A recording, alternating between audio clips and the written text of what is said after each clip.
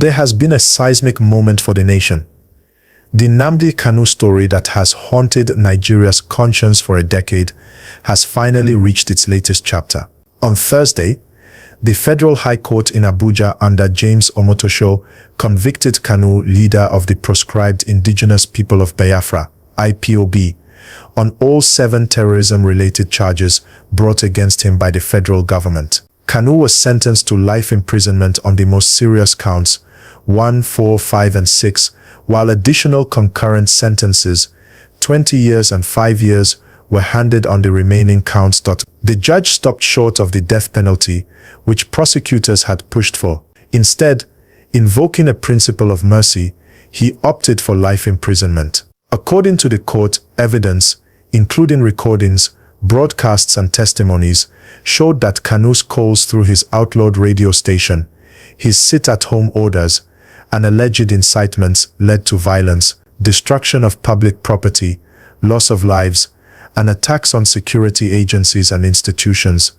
The judge described these as acts of terrorism, not legitimate agitation for self-determination. In his verdict, the judge insisted that while the right to self-determination might be political, any attempt to pursue it outside Nigeria's constitution, especially through broadcasts inciting violence, is illegal. So what does this mean for self-determination, for the Southeast, for Nigeria as a whole? Immediately, this verdict sends a clear message from the state: separatist agitation framed as violent, especially through force, threats and incitement, will not be tolerated. The government appears determined to maintain sovereignty, territorial integrity, and what it calls rule of law. For many across Nigeria, this may seem like a step towards stability, but for others, especially in the Southeast, alarm, anger, and uncertainty have erupted.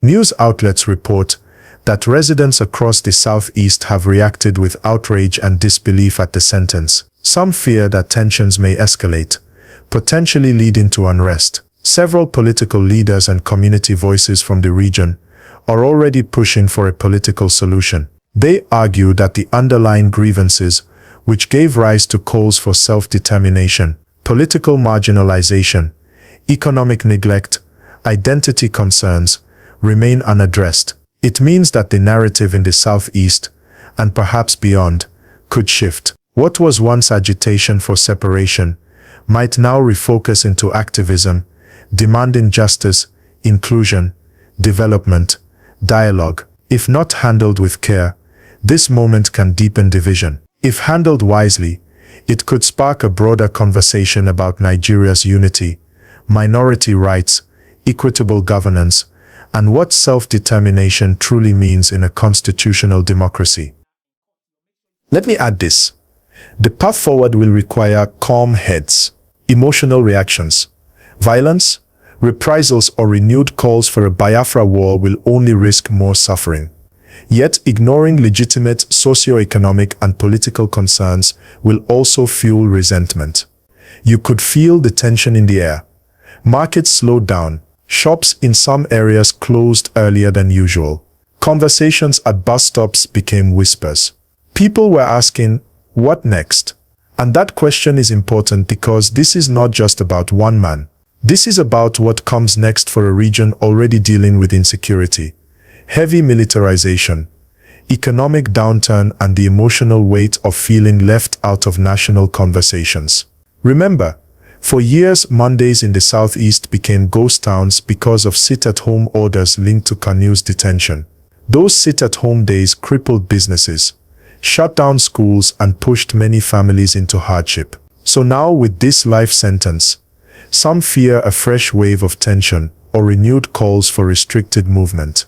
Community voices are pleading for calm, political leaders are calling for dialogue, and civil society groups are warning that government must manage this moment carefully. Let's talk about politics for a moment. This verdict has instantly become a major political conversation. Some analysts believe it could shape upcoming elections in the Southeast.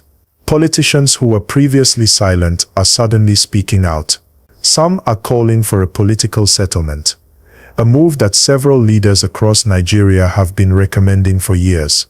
They argue that force alone cannot solve issues rooted in decades of neglect. And viewers, let's be sincere. This conversation is bigger than the courtroom. It is about representation. It is about how people feel treated within a federation.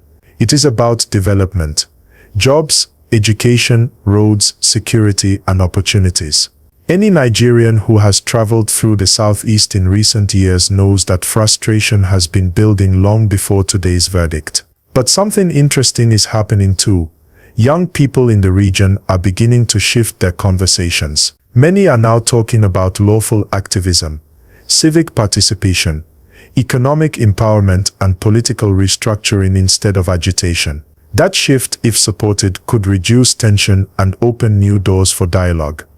At the same time, we need to address the emotional side of this story. Whether you agree with Kanu's methods or not, millions of Nigerians have followed his journey closely. Some see him as a symbol of resistance, others as a threat to national unity.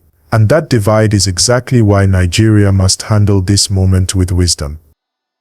And most importantly, will Nigeria use this moment to ask itself difficult questions about unity, justice, and fairness? Because a nation is strongest when every region feels heard, respected, and included.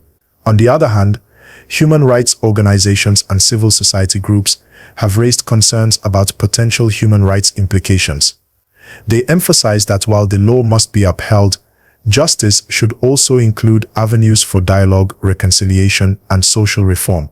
Many analysts warn that focusing solely on punitive measures risks driving agitation underground, which could intensify instability rather than resolve it. Politically, this verdict is also reshaping conversations ahead of upcoming elections.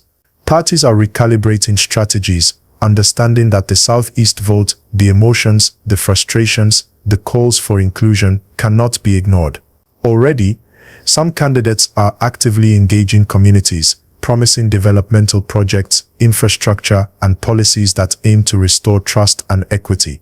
Another layer of the conversation is international attention. Global media and foreign governments are watching closely. Some are concerned about the potential for unrest and the implications for regional stability. Others are observing Nigeria's approach to handling separatist movements and balancing national sovereignty with human rights. The eyes of the world are on us, which makes how Nigeria handles the next steps even more critical. And here's a key point. This is not just a legal or political moment, it's a social one.